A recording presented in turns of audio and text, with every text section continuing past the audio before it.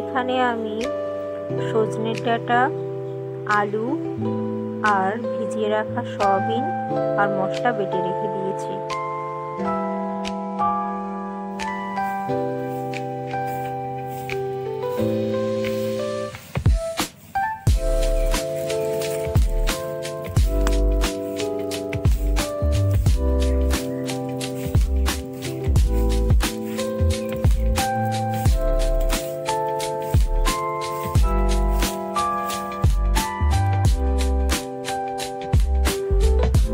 কড়াইতে তেল দিয়েছি, তেলটা অল্প গরম করে নেব।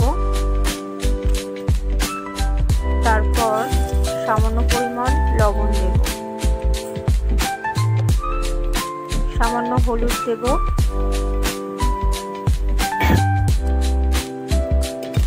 খুন্তি দিয়ে একটু নেড়ে নেব।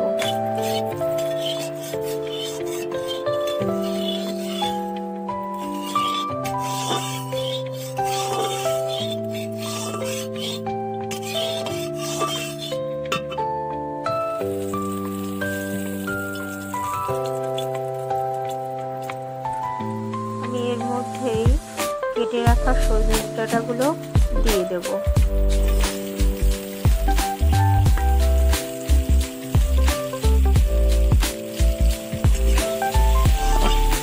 ভেজে নেব ভালো করে।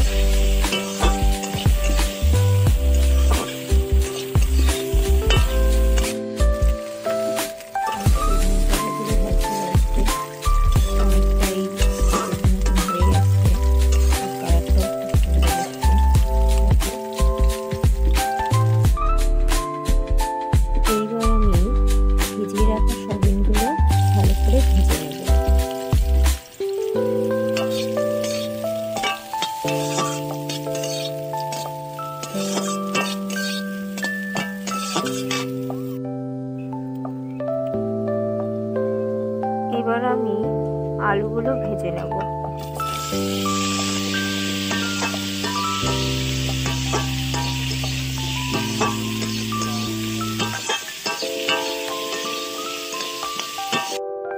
আমি থালার মধ্যে সয়াবিন, আলু, সজনে ডাঁটা সব আলাদা করে রেখে দিয়েছি ভেজে।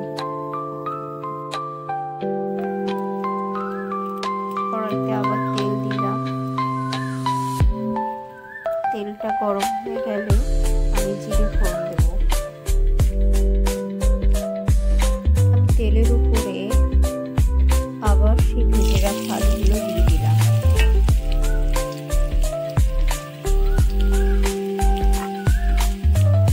সজনে ডাঁটা, সয়াবিন বড়িগুলো দিয়ে দিলাম।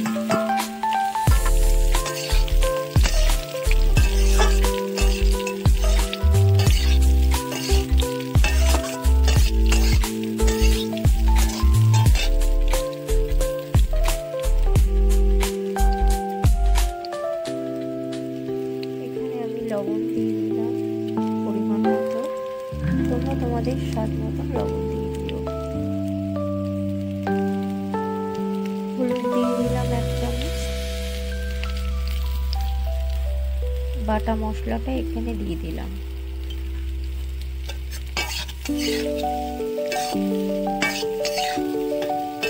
তারপর ভালো করে আবার একটু কষিয়ে নেব।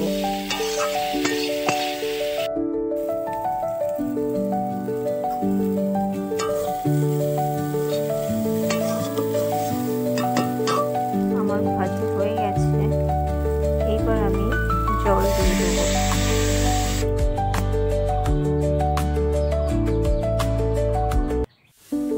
আমি কিছুক্ষণের জন্য ঢেকে রাখবো।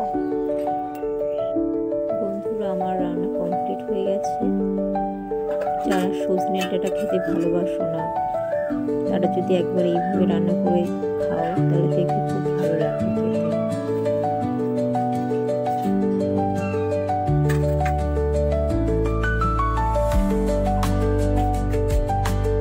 আমি সবসময় চেষ্টা করি আপনাদের কাছে খুব সহজেই চটজলদি রান্না তুলে ধরতে। সবাইকে ভিডিওটি দেখার জন্য ধন্যবাদ।